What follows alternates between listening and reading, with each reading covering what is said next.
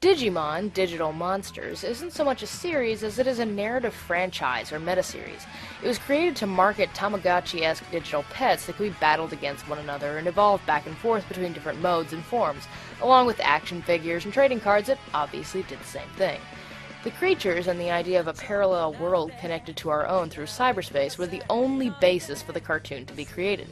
It was originally supposed to be 13 episodes, as it had a dirt-poor budget and no one knew how well it would or wouldn't do. However, ratings were phenomenal in Japan, so the allotment was quickly extended to 54 episodes, and the writers were told to come up with more material. Sounds like the recipe for a rambling, crap-tastic cash grab, but on the contrary, it turned a simple down-the-rabbit-hole nonsense adventure into a fleshed-out world with a backstory and some quite complex for a kids show characters. But I'm getting way ahead of myself here. Let's dive into the story. Our tale begins when worldwide technological bugs and extreme weather sweep through the world, unbeknownst to 7 carefree kids at summer camp. They start to take notice, however, when a snowstorm blows into their campsite. They try to rationalize the anomaly as a weird fluke of the mountain weather, but have trouble coming to terms with the sunny sky warping into an aurora that rains down meteorites on their campsite. Well, except they're not meteorites, they're, My guess is some sort of miniature remote digital apparatus. That's a good guess, I suppose. At that moment, a tidal wave shoots up from the canyon below and swallows the campers. When they come to...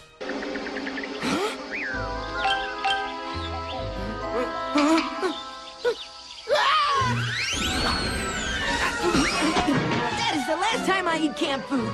Hey, you don't need to be afraid of me. I'm your friend, and your friend, I'm your friend. Just what are you?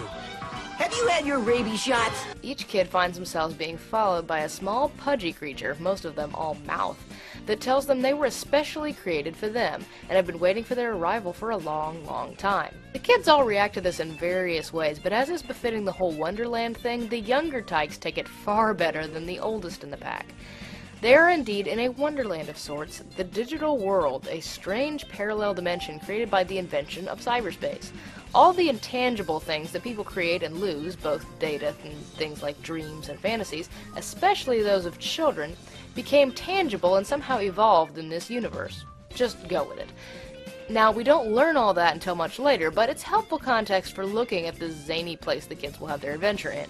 The lucky kids find out very quickly that not all Digimon are friendly, and they're the first humans to have been called into the world because evil forces are gathering to, if you'll excuse the pun, corrupt the peaceful order of the world's data. Their wishes and feelings directly affect their Digimon, for better or for worse, and can allow them to evolve into stronger and stronger forms, a process they call digivolving, through an energy-sharing process controlled by the little devices they received that they're called Digivices.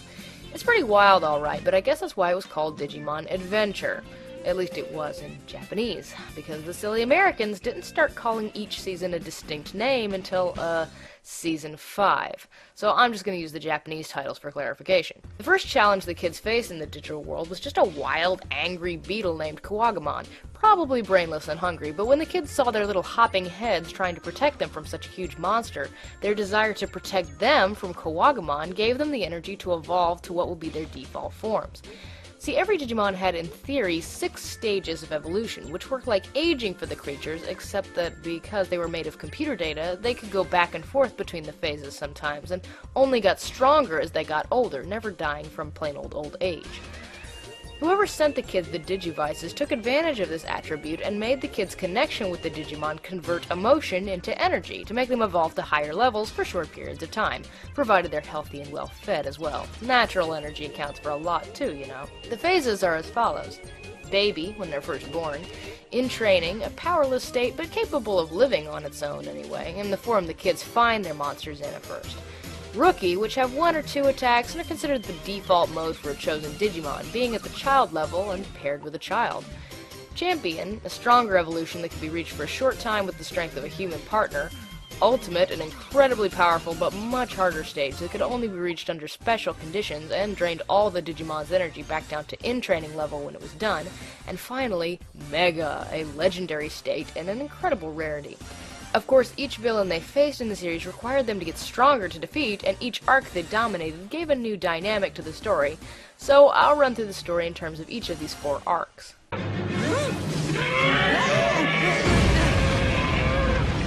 celebrate it too soon.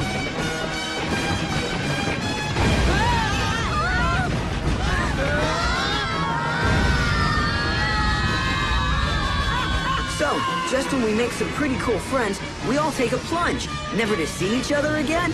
I don't think so. But find out for yourself next time on Digimon, Digital Monsters. Our first villain was Devimon. Gee, I wonder where they got the name. With his brainless but not really all that bad minion Ogremon and host of dangerous black gears. As the kids explored the world, they discovered strange things like telephone booths on the beach that called other parallel dimensions. This number only exists in your imagination. Please hang up and don't call back. Many of which had a sorry sense of humor. I'm telling you, it's a twisted alien joke. There were also telephone poles with no wires, road signs with nonsense directions. Our next stop on the tour will be the forest of irrelevant road signs. No pictures, please. Vending machines full of ambush-happy Digimon that threw pink poo. Just weird stuff like that. And the Digimon who attacked them every episode were pretty weird too. Often feral and simply attacking because they were in rather foul moods. Every episode a different child would be put in danger somehow, and their Digimon would digivolve to save them. We got to see the new monster and its powers in action, rinse and repeat. Yeah, it was predictable, but it was exciting to see each new monster and explore each new character.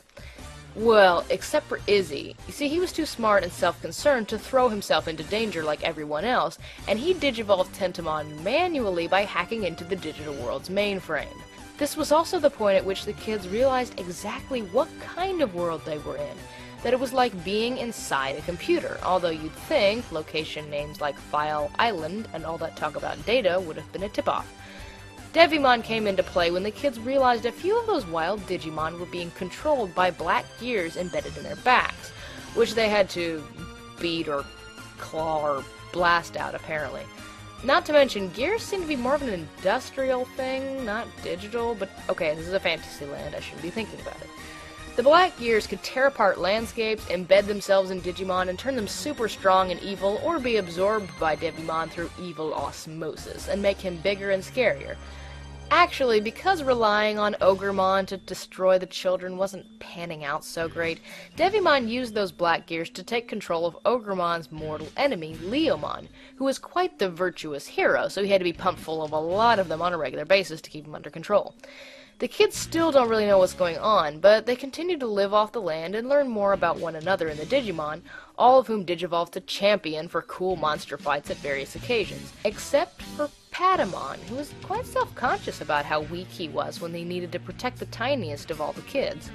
And now when Devimon realizes these kids are the so-called Digidestined, prophesied to come and rid the world of evil, he tries the old divide and conquer trick by fooling them with an illusion of a beautiful mansion, and then pulling a bed knobs and broomsticks once they fall asleep and shooting them to distant parts of the island. I especially feel sorry for all the kids who got flung to a snow-capped mountain in their undies. Sorry, Ty. It takes a while for them all to reconvene, but along the way they learn more about the world they've been thrown into. On his adventure, TK found the primary village, where all Digimon are born.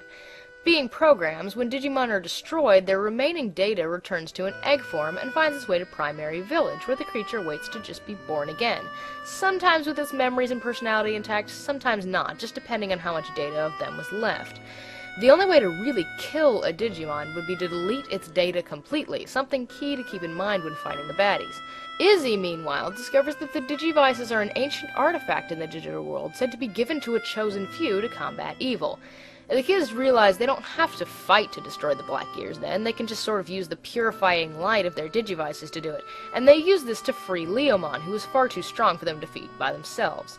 Leomon tells the team that they are prophesied heroes called the Digidestined, who are foretold to arrive from another world when evil was mounting its greatest forces. The kids are pretty intimidated by this, but reason that if they defeat Devimon, they'll have fulfilled the prophecy and be whisked back home. Yeah, maybe when this was still a 13-episode series, guys. So they journey on upwards and reach the incredibly powerful Devimon. He's champion level, like the evolved versions of our heroes, but far stronger thanks to absorbing so many Black Gears, along with the poor bruiser Ogremon, who does this freakish Apollyon thing sometimes, where he shoots out of Devimon's belly and attacks. Buh. Well, just when things are looking bleak, Devimon remarks that it was prophesied that the smallest among them would defeat him, and he reaches out to crush TK specifically. His brother Matt justifiably freaks, and Patamon, still unable to digivolve, panics and flutters over to rescue his partner. I don't understand it. It isn't working. Oh, why can't I digivolve? Patamon, help! I'll save you, TK! Hang on, pal!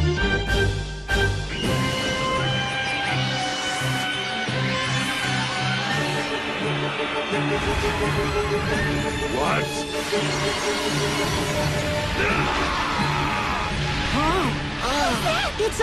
It's Patamon. He must be digivolving.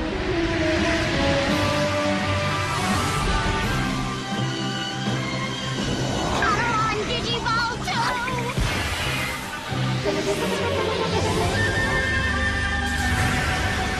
Angemon!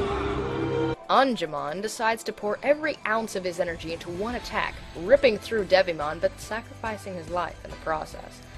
I guess Devimon should have thought of that prophecy earlier, actually, and killed TK in his sleep back when he had him alone in the mansion, but, oh yeah, kid show, right. Devimon was not the smartest villain anyway, and now he's been defeated. Of course, the tragedy of Angemon's sacrifice here is rather downplayed, considering he immediately becomes an egg, which TK catches and pledges to take care of until Patamon's baby self just hatches again. Yay, death doesn't exist, kids! Wish for it hard enough and he'll be back! I kid you not, they actually say that. I'll come back again, if you want me to. And granted, it makes sense with a digital monster. I mean, the V-Pets that these things were based on work pretty much the same way. But it certainly downplayed the drama of the series to come, now that we know the Digimon can't really die. We can still sort of worry about the kids, at least. Oh, wait a minute, when I think about it. Do you want tragic death in a kid's show? As adults, we complain, sure, but is it maybe better in children's fantasy to keep the danger and excitement high without bringing such serious things into it? Hard to say. There's pros and cons, but at least we're not losing the lovable little Patamon yet. At this point, a hologram of a very, very, very old geezer appears, telling the kids to journey to the continent of Server for a special task. Weren't the kids supposed to be the first humans to enter the digital world? I am human, and yet I am not human. This is confusing. No, my name is Genai. Well, anyway, the oldster, Genai, asserts that he's not human, but not a Digimon either. And if the kids seek out the tags and crests he created for them, they can reach a new level of evolution and defeat their true enemies. The trouble is, the tags and crests were stolen by Devimon when he found out about the prophecy, and scattered to some unknown places. This will lead us into the Edamon arc. Now, Genai has a bad habit of telling the gang exactly what needs to be defeated or found, etc., without actually helping at all. It gets to be so bad that the kids even lampshade it in the dub, but in his defense, he does say he is a friend to all and yet a friend to none. So it's not like he didn't try to prepare them a little bit. Boy, you're a regular fountain of information, aren't you? Still, eager to go home, the Digidestined build a raft to try and reach the new continent, but are spared the trouble after being swallowed by a Waymon. It seems there were still a few black gears floating around, hoops guys, so they purified the Whalemon. It's called a Waymon. It should be called Whalemon, I think. From inside his belly, and then he swims them to an underground convenience store. I can't imagine it gets much business, where the tags have been hidden this whole time. The tags will seek out the crests for each child so they can use them as compasses once they reach the mainland. Too bad a new enemy is waiting for them there, an Elvis impersonating ultimate level monkey. I did not make that up. I couldn't if I wanted to. Named Edamon, who's been feeding a dark network underneath the continent of Server that sucks up energy to be used for evil. Why? Well, Devimon is a demon and all. He's just evil. He's hellspawn. I kind of got that. But Edamon? I don't think I've ever got him. He just wants to be a rock star, right? As evidenced by forcing his minions and enemies alike to listen to his singing. So what's with the world domination thing? Whatever, they're virus Digimon, so I guess they're just predisposed toward evil and chaos or some such nonsense. He was a love-hate character to the extreme, annoying and nonsensical, but too ridiculous to ignore, and his servants, a herd of Gazimon, are disgruntled and lazy, following Edamon probably only because they were bullied into it, and they're pretty fun to watch all on their own. One by one, the kids seek out their crest as Edamon chases them down trying to kill them. Pretty stark contrast compared to Devimon, who would send weaker creatures to do his bidding and did more sitting around gloating than actual attacking. Classic dumb villain syndrome. Edamon didn't fool around, and he tried to kill off the Digidestined himself on a constant basis, a task made a lot easier by his ability to simply open up the dark network under their feet, which would suck out any energy that they tried to use to Digiball. The kids all managed to find their crests over time, each form to activate through the power of their greatest strengths, but they still don't know how to use them. Desperate to defeat Edamon, Tai tries to force his to work, but for reasons I'll discuss in part 2, that doesn't work either. Soon Sora is the only one left searching for her crest, and their investigation takes them straight to Edamon's headquarters, where Izzy deciphers some interesting code that throws the bunch for a loop. Not only are they in a digital world, but in the transfer between dimensions, they have actually become data themselves. Most of the kids react a little squeamishly, but Tai practically lights up, telling the others that this makes this world like a video game and that they can't really get hurt.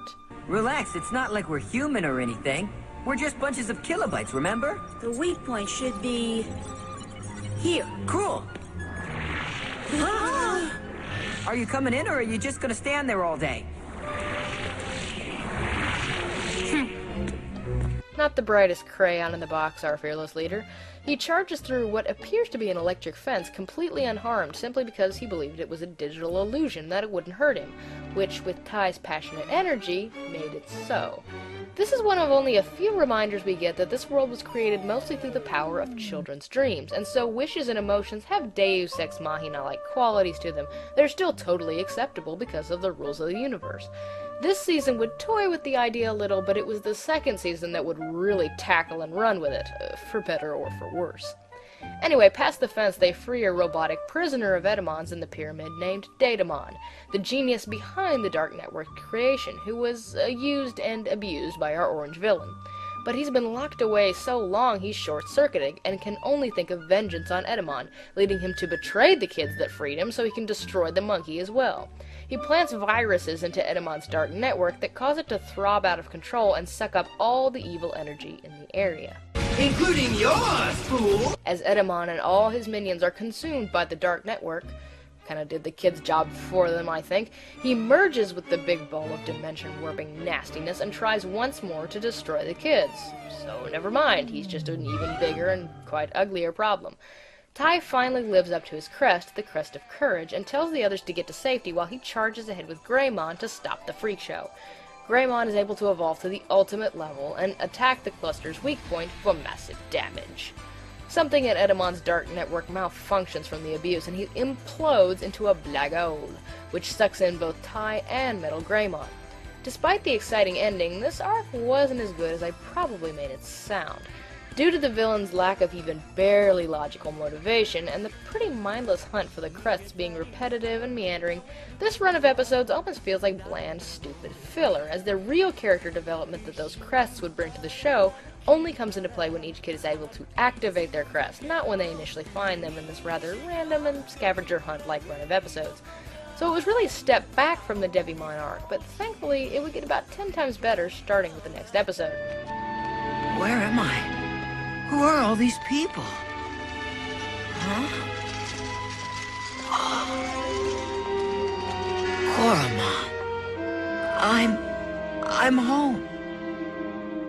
This is the segment of the series Mamoru Hosoda, now a brilliant director of family films, took over for, and it's pretty striking.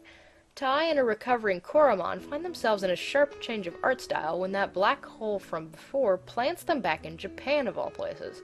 The colors are dull and the music is quiet or non-existent. After spending all this time trying to get home, Tai realizes after the initial relief that he should go back to the digital world, but finds himself just sort of wandering around his apartment for a whole episode, powerless to go back, and just sort of taking in the normalcy instead.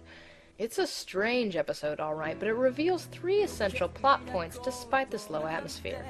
For one thing, almost no time has passed in the real world, despite the weeks that have gone by in the digital world. And when Tai realizes his friends are all on Narnia time, so to speak, he becomes far more worried about the peril they face as the digital days zip by without him. For another thing, Tai's sister is creepy. I don't know if this is intentional, but in both languages, Kari, who we'll later learn is an extremely sweet character, comes off as really disturbing when she first appears. She knows who Koromon is for one thing, and the way she approaches all this weirdness like it's nothing even freaks Tai out. Maybe she goes to my camp in the future and is sucked into Digiworld like I was, but comes back before me. Oh, I don't know. What's wrong, Ty? Nothing. Then why do you think I have a fever? Huh? I'm not sick, and I've been to Digiworld. No way. Well, I think you have. Where else could you find a Koromon? You do know. I'd better call everyone else's house to see if they got home too. The whole episode's tone of bland coldness, with Kari being overly cuddly toward Tai as if no time has passed and he's never going to leave again, because, well, it hasn't for her, while we know there's turmoil in the fantastical digital world, it makes the whole affair stand out enormously from everything else in the show. That sneaking feeling of unseen danger finally becomes visible as the episode ends and shadows of Digimon, invisible to all but Tai and Kari, try to emerge in the real world, attacking buildings and whatnot to leave shadowy ghosts of damage that could be. Tai realizes the illusions will become real if they completely cross dimensions, and there must be something terrible going on in the digital world without him. He tries to contact Izzy somehow, but Izzy, curiously enough, tells him never to come back. The reason for this is actually pretty hilarious, but I'll touch on it just in part 2. Anyway, the rift between the worlds continues to break down enough that an Ogremon starts to cause real damage to the city, although normal people still can't see him for some reason. Oh well. Agumon fights him, but doing so rips open a portal back into the digital world. Tai bids his sister a sad farewell and heads back to help his friends fight whatever's causing this mayhem. And during all this, we get some strange hints that something like this has happened before, and that Kari remembers, but Tai doesn't yet, hence her recognition of Koromon. At the end of it all, we see that a Digivice has appeared, so we'll learn later that this odd vignette wasn't a filler episode of any kind, but a very essential chunk of foreshadowing for some developments many episodes from now. The next several episodes are yet another round of the gang trying to find each other, but are much more important as during the journey, many of the kids activate their crests through their quests of self-discovery. All the same, I'll cover all that character stuff in part 2, so the long and short of it is that the kids' endeavors to find Tai ended up getting them lost and split up thanks to both their lack of a leader and the conniving misdeeds of a minion named Devimon, who is working for a mysterious, shadowy villain. Over time, they all find each other again, and Devimon's boss, Myotismon, a rather camp-looking ultimate-level vampire, makes his appearance. He admits that he underestimated the children's weakness when divided by simply sending his goofy underling to take care of them, who was foiled at every turn by Sora. Sora was actually the only kid of the group who wasn't lost at all, and kept her friends safe from the shadows, but didn't want them to find her in return. The reasons for this, well, I'll cover when I discuss her character in part 2. Her crest does activate in this episode, though, and Biamon's ultimate form, Garudamon, is just strong enough to save them from grisly destruction at Myotismon's hands. Genai takes the opportunity to beam in and inform them that, oh yeah, there was supposed to be an 8th Digi-destined all along, but the kid missed the call for certain reasons, and Myotismon has been trying to find a way into the real world to destroy the child while she's partnerless, and then take over the real world with his massive gathering army. Just FYI, guys. Genai's a douche. They infiltrate Myotismon's castle to stop him and hopefully use the portal to get back home themselves, pretending to be evil recruits. I'm Punkagumon! I'm Reggae Palmon! Yeah! What a couple of weirdos! What, hippies and Jamaicans are evil, right? They manage to get to the dimensional gate while it's open, but are stopped by the world's cutest henchman. Gatomon, Myotismon's right-hand cat, is strong enough to maintain champion level as her default, and so knocks our heroes over like dominoes, escaping into the real world to kill the 8th child. Goodbye!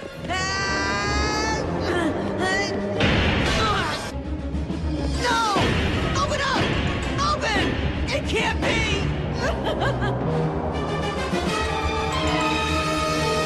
Thankfully, there's still that whole time difference thing, so they have time to visit Genai's home and ask for help.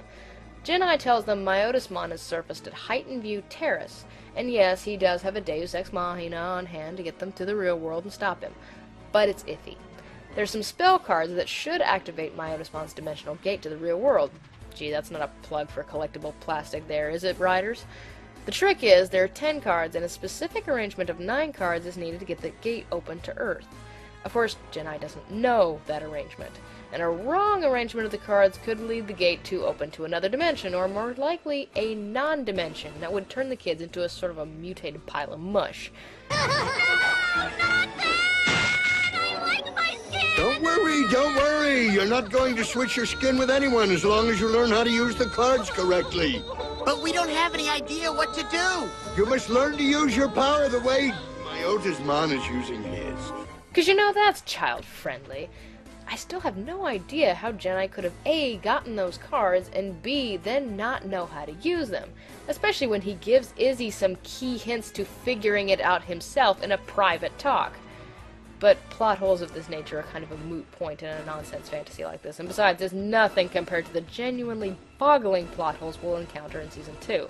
Izzy does figure out the right arrangement of cards to open the gate to the real world, and they immediately start their search for the 8th child, taking a bus to Heightened View Terrace. When trying to come up with an excuse to leave camp, the kids realize with shock that they all have one to offer the counselor. They all lived in Heightened View Terrace several years ago, but moved away shortly after. Just when it strikes them that that can't be a coincidence, a memory resurges in their minds of a Greymon and a Parrotmon battling in the streets at night. This is just how it happened. Back then, a giant ball of fire destroyed the bridge. Something is definitely different. I remember the fire-breathing monster didn't fly. There had to be another one. You're right, there were 2 monsters fighting, but they were different than these 2. The fire-breathing monster I saw. Greymon. It was Greymon and another Digimon. Sora! It was Greymon! Right. Greymon! It turns out they had all witnessed the event, but then forgot it, like a dream shortly afterward, and then realized that's the reason they were chosen as the Digidestined. They were already connected to both each other and the digital world through that event.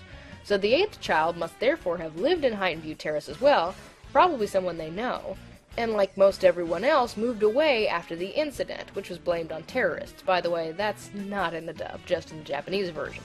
Terrorism is not America-friendly. So they try and find their way back to nearby Odaiba, where all their families moved after the incident. As you might be able to tell, this is really the point where the show became something special and threw its best twists into the mix. We got to see how the real world might react to all these monsters, and having such an ambitious villain who was quite good at carrying out his plans race to find this 8th kid before the Digidestined could, while dealing with all the weirdnesses of real-world Japan instead of the nonsensical digital world, like the kids trying to hitchhike back home in time. You kids want a cab? Yeah! You got any money? No. Like the local authorities trying to combat Myotismon's army. Well, it was just incredibly entertaining. It was made all the better by the fact that we knew who the 8th child was, Tai's sister, making a scene where Gatomon sneaks into the house, claws bared, while Kari's alone on the couch, the most nail-biting thing ever for a little kid to have to sit through. However, the very best thing about this arc was the implementation of the kids' families into the story. Their personal mundane conflicts, like divorce, adoption, sibling inferiority, etc., were slammed right up against these epic battles with Myotismon's army, and their parents were almost more diverse in personality than the kids themselves. He's keeping something inside and he doesn't want to tell us what's wrong. Even if he is, you can't blame him. After all, we're hiding something from him. It's probably just a phase he's going through. I'll cover a lot of these search episodes in part 2, but during the scramble, Kari's hidden Digivice is snatched up by her cat and gets dragged all over town, sending both the evil Digimon and the Digidestined on a wild goose chase before the trinket is snatched up by a crow to line its nest. Suddenly, Myotismon has a stroke. What? I'm genius! And decides to spread a nasty fog over the city for a short time so he can go out in the daylight. Remember, he is a vampire. And then round up all the children in the district in one place to sift through them and find the 8th child. How does he plan to do that? Well, he happened to get his mitts on the 8th child's tag and crest, and he made several copies of it to give to his minions while they were searching the city. He rents out the convention center by force and then rounds up kids and parents alike to sniff out the crest bearer using his own personal tag.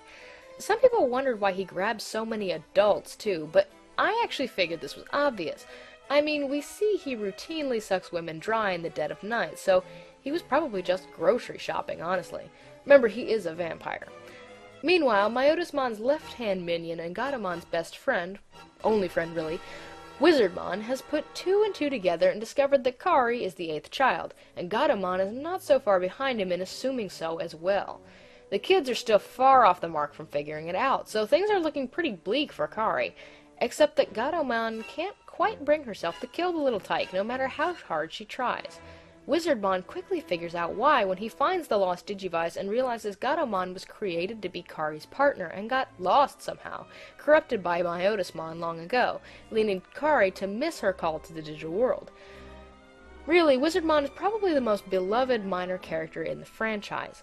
His role is limited to very few episodes, but thanks to the charm and ambiguity of the character and a really wonderful portrayal by Robert Axelrod, probably one of the strongest in the show, every line he delivers, even the horrible puns, is just downright heartwarming. Come on, show me! All right, it's a bottle of green chili sauce. It's great on tacos. What are you doing eating on the job when there's work to be done? Please don't tell Lord Myotismon. Why don't you get rid of this fork? All right, boy, you know what I hope? I hope that the all-night drive-thru is still open. He decides not to turn over the device to a hovering Demi-Devimon, but remembers how Gatomon saved him from the brink of death when he didn't have a friend in the world long ago, and wants the best for her, even if Myotismon kills him for it. A rather depressing harbinger of things to come.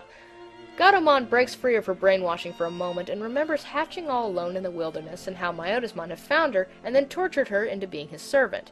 She quickly defects back to the good side, and Kari, being a pure and gentle soul, immediately accepts her as her partner. Tai, who arrives to a whole cluster of surprises at this, still doesn't trust the kitten, so the two friends set out to steal back Kari's tag and crest from inside Myotismon's coffin. Yes, the vampire Digimon sleeps in a coffin. I mean, apart from the garish lipstick, he's pretty true to form. What are you doing in here? Nothing. If you're looking for something, maybe I can assist you. Another copy. Do you think I'd just leave the original lying around for thieves like you? After catching them with their paws in his pillow, he takes Gatomon captive and leaves Wizardmon to drown in the bay, clutching Kari's crest as he sinks. Oh, goodbye, Wizardmon. This made most little kids bawl like babies. He was such an incredibly likable character. Myotismon tells Gatomon that he will destroy all the children if he doesn't tell them which is the 8th child, and then lines them up to be identified by her. Depressed, Gatomon complies. Matt and Sora are meanwhile busy hiding Kari, but when the enemy catches them, Kari gives herself up to keep them from hurting the other kids. What a refreshingly helpful attitude. It's a deal.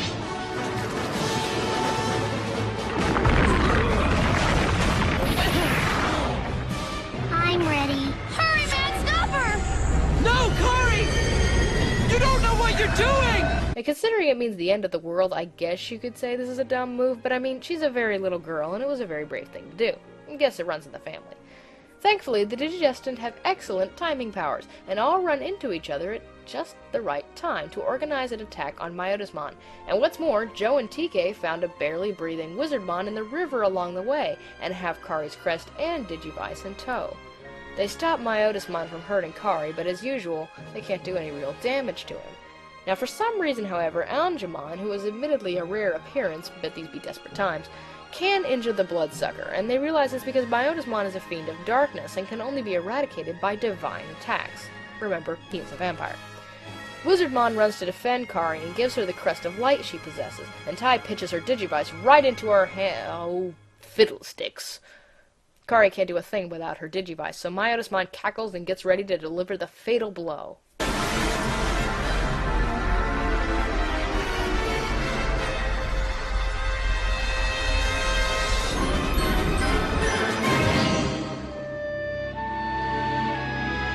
You're gonna be alright. Please don't leave. Wizardmon! Are you all right, Gatomon? You saved me. I'm sorry. About what? Sorry I got you involved in this. Don't be sorry. I don't have any regrets. If I hadn't met you, my life would have had no meaning. I'm glad that you and I were friends. Oh, that's forever.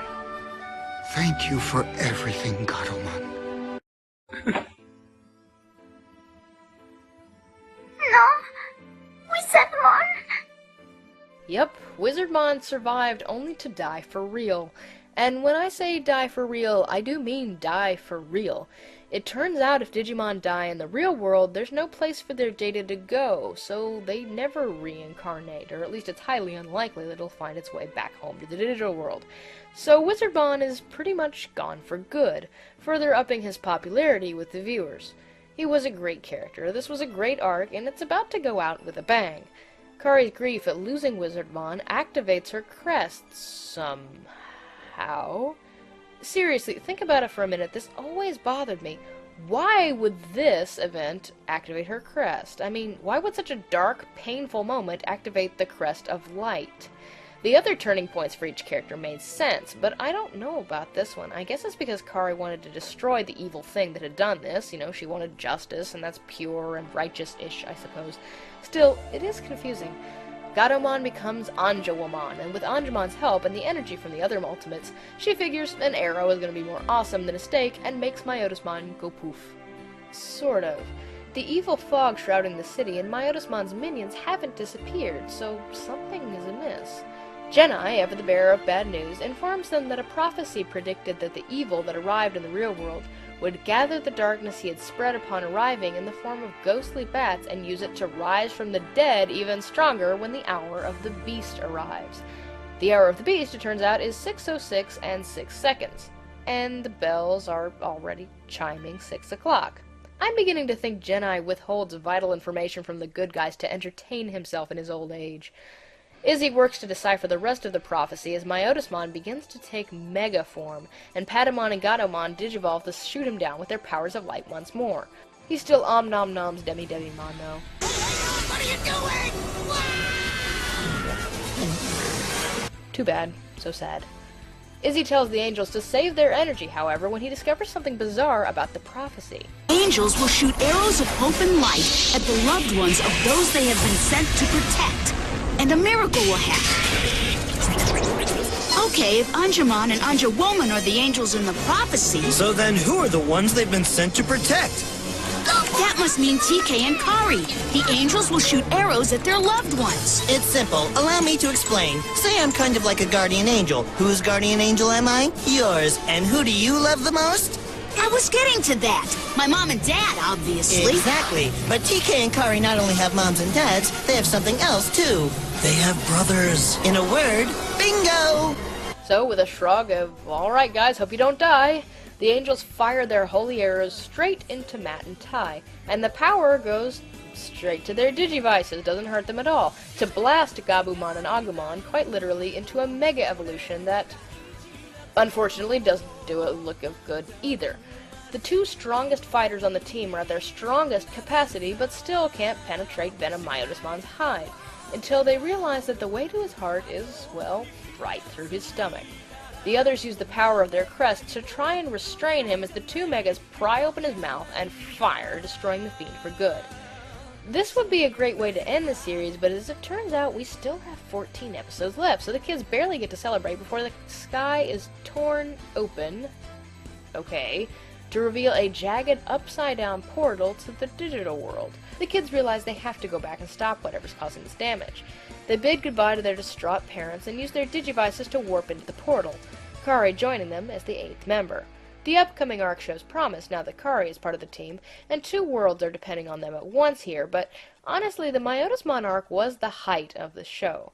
He had an enormous host of minions, from big scary bruisers like mammoths, tyrannosaurs, and giant squids, to the slick and stealthy kidnappers team that took the form of ghosts and phantoms and got a lot of the best jokes in the show. Never a moment's rest. It's always seize her or grab him or go terrorize that old lady. Wizardmon and Gatomon were also some of the most enjoyable characters in the show for their unpredictability, and the kids were all over the place in the city, constantly fighting and moving the story along and getting some of their best character development when it came to involving their parents in the fight and how they chose to handle that. At the very least, the upcoming Dark Masters arc was second best, taking some of the heightened danger and excitement from Myotismon's threat and applying it to the digital world by, well, killing everybody. Upon arriving, the kids suddenly remember that whole time difference thing, and realize that years have passed in the digital world, and that forces far more powerful than Myotismon have taken advantage of his ambitions. The original creators of the Black Gears and orchestrators of all things evil, 4 megas known as the Dark Masters, realized that Myotismon was leading the Digidestined back to the real world and decided to take the opportunity to strike. Rather than taking over the real world first, they plot to corrupt the digital world so badly that it shatters the barrier between them, namely by twisting and pretzeling the fabric of the world with their virusy powers into a tight winding mess called Spiral Mountain, which just grows bigger and bigger and rips apart the fabric of the dimensional barrier. At this point, all the minor characters from the previous episodes of the show band together with the Digidestined to try and fight off the Dark Masters, and one by one, most of them die off in the process. Now the good news is they have better luck than Wizardmon and will just turn back into eggs to await their rebirth into Primary Village, which has to be purified and untangled before any new Digimon can be born again. I assume this was a key plot point to explain why they couldn't just wait for all the eggs to rehatch again and then rehire them into the militia. But still, the kids find out quickly that even at their strongest level, they just cannot defeat the Dark Masters. So this is the point in the series where the Digimon couldn't evolve any further, except for Patamon, who continues to be rarely in action and constantly behind the curve, but a complete juggernaut when he was actually brought into battle. But either way, the kids seemed to be at their peak and couldn't rely on their monster's power alone anymore. They had to use strategy, teamwork, and more unconventional tactics to defeat their enemies, and they all reached the peak of their character development if they hadn't already. Anyway, it takes a while, and the pacing isn't nearly as good as it was in the Myotismon arc. But while Myotismon was the most intriguing foe of the story, these goons are by far the most threatening. Metal Seedramon was first, and he had a cool, hip, young dude kind of voice, like a surfer, I suppose. It had a nasty temper, a massive ego, and presumably because of those issues, only one henchman, and he doesn't live very long. He was a Scorpiomon with a timid nature and an IQ of 0.2, but he loved clams and was perfectly happy to get paid completely in clams. Scorpiomon! How did this happen? Well, you see, that's a fair question. You see, it happened... Silence! You failed me and I will not forgive failure! No, I didn't think that you were!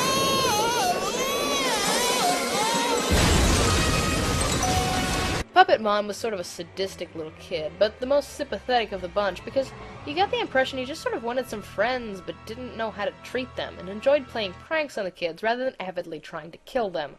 We've reached the turning point! Impossible! Coochie coochie coo!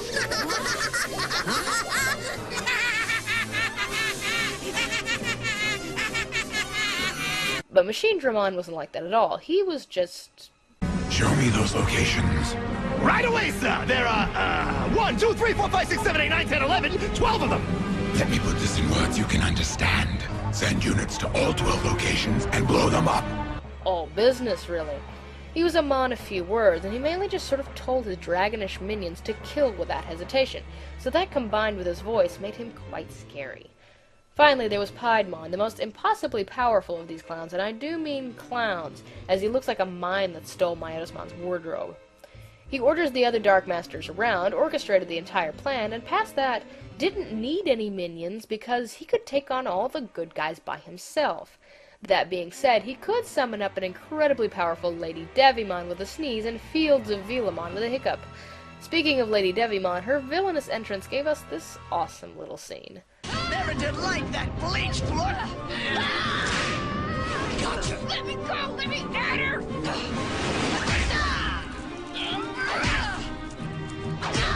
Wow, look at him go!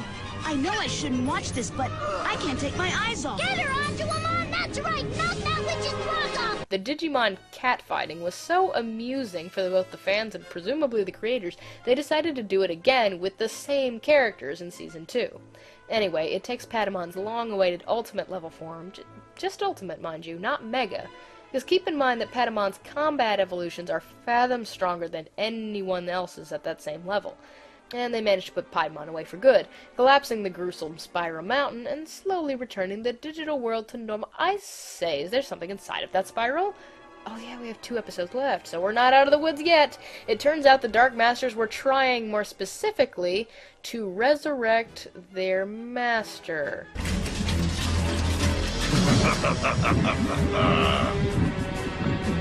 Are you repulsed by my appearance? To To be more accurate, their creator, a being who lives at the heart of chaos and darkness, assimilated from every data fragment from all Digimon who have been deleted because they weren't strong enough to evolve further. He is formed from all the resentment, failure, grief, and lost data in the digital world, and he probably listens to Linkin Park way more often than he should.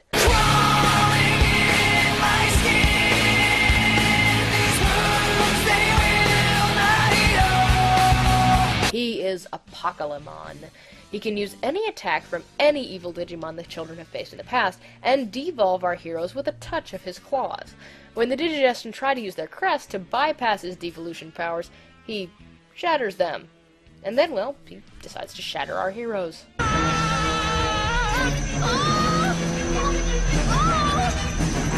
What's this? Fascinating. Our bodies are being broken down into little bits of digital information. Fascinating! Game over, man. It's game over. To be strictly accurate, they've just been reduced to the most basic form of digital information, quite literally defragmented into zeros and ones. And again, this begs the question that if Apocalypse could do something like that, why didn't he just delete the good guys completely? But, of course, it's because kids show.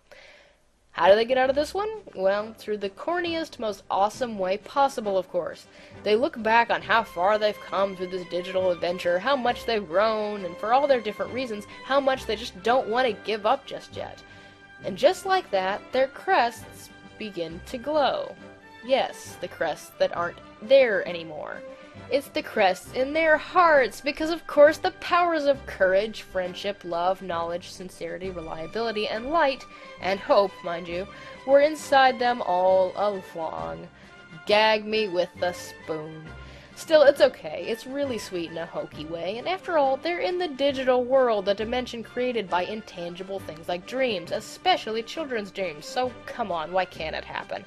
With the power of their true crest, they reformat themselves and digivolve to Ultimate, except Matt and Tai, who are special and get to go to Mega. And they bring down Apocalypse's tendrils. Without his nasty arms, Apocalypse has no way to rip apart the digital world, so he decides to destroy it by blowing himself up. The kid's Digivices suddenly glow and shoot out magical light that traps Apocalypse in a force field to self-destruct alone. Again, not too cheap considering the Digivices have done this sort of purifying light thing in the past before, and if you think this use of their undefined power was bad, wait till you see Season 2. So the world is purified, they bid farewell to old friends and greet the eggs of new ones, and then Genai shows up with bad news. Again, what a surprise, Genai. The kids had reasoned that with the time difference, they could spend up to 110 years with their Digimon friends before summer vacation ended, and they'd have to say goodbye for good. But Genai tells them that with the rift between worlds repaired and evil eradicated, the passage was quickly closing up. So, then we still have 4 weeks left, right? That's plenty of time to have fun. Well, actually, you only have the 2 hours, because once the portal is closed, it's closed forever. But...